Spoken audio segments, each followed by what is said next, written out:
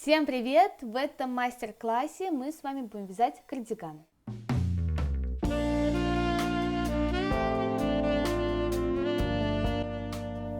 Он очень красивый, элегантный, с длинным рукавом, или можно сделать рукав 3/4.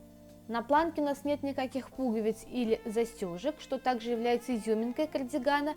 Также у него спущенный рукав, что дополнительно упрощает нам вязание, и с таким кардиганом справится даже начинающая вязальщица. Вот так наш кардиган выглядит на манекене. Ну а пряжу я выбрала детскую, это Alize Baby Wool. Она очень теплая, при этом мягкая, нежная, нить объемная и, что немаловажно, при перевязывании качество пряжи не меняется. И для вязания мне понадобилось чуть больше 8 мотков пряжи.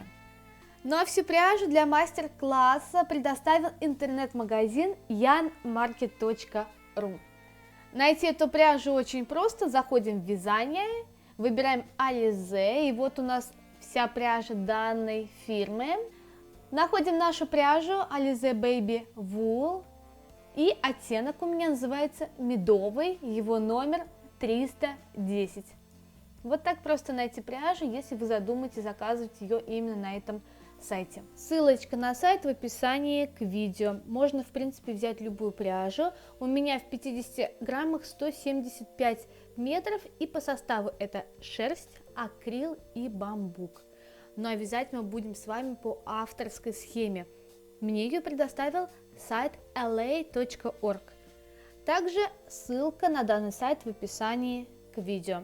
Ну и для удобства я подобрала два варианта схем, откуда мы сможем брать значения для кардигана. Вначале, посмотрите, мы свяжем одним полотном спинку и полочки. Вяжем так до проймы и далее довязываем жилет. Вот что мы должны в самом начале связать. Итак, задача нам ясна, давайте приступим к вязанию. Берем моток ниток и 2 крючка. Номером 3 я буду вязать все изделие, а номером 4 я буду набирать изначальную цепочку из воздушных петель. Брать значение мы можем по вот этой схеме. Вот здесь у нас спинка и полочка, и обратите внимание, на полочке отмечена планка, которую мы с вами в дальнейшем будем вязать. Вот она.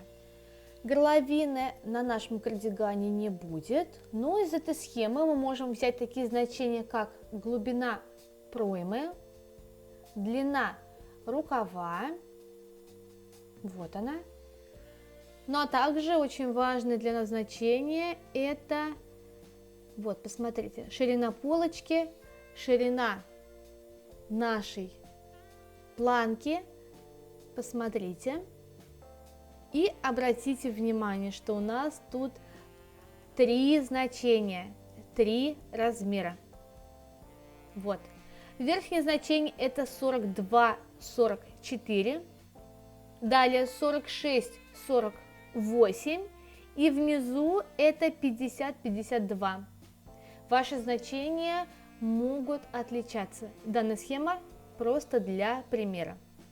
Итак, как я сказала, вначале мы вяжем одним полотном 2 полочки и спинку.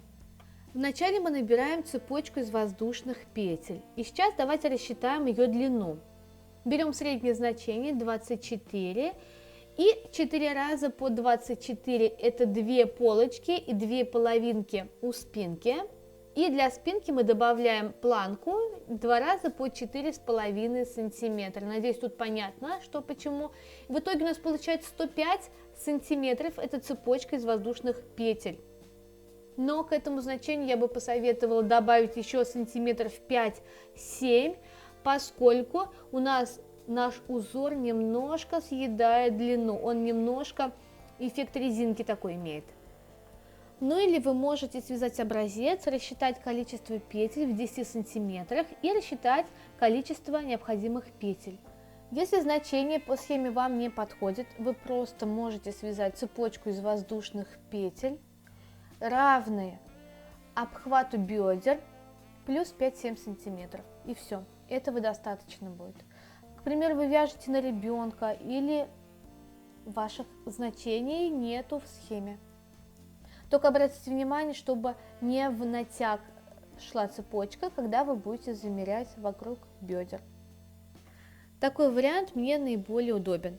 Ну а для начала мы делаем первую рабочую петлю и вяжем эту самую цепочку из воздушных петель.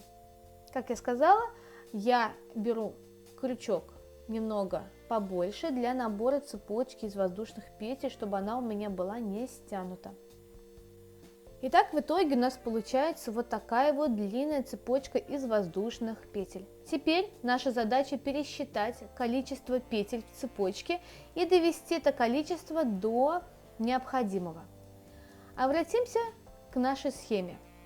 Посмотрите, у нас внизу написано кратность нашего рисунка, это 16 петель. И не забываем в конце про дополнительные 8 петель. То есть у нас должно быть в цепочке количество петель кратное 16, и уже к этому значению мы добавляем 8 петель. Если записать, то это выглядит так: n умножить на 16 плюс 8. n это количество колосков, которые у нас есть по рисунку. Например, 14 колосков умножить на 16 и плюс 8 это 232 петли. Итак, набираем нужную длину цепочки. И если что, мы всегда округляем в большую сторону. Пусть у вас будет больше петель, чем нужно.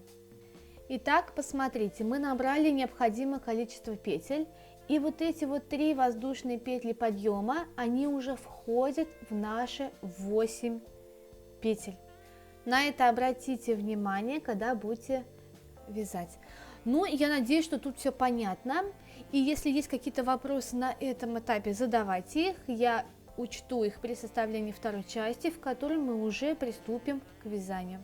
Спасибо, что смотрите мои видео. Увидимся с вами во второй части. Пока-пока.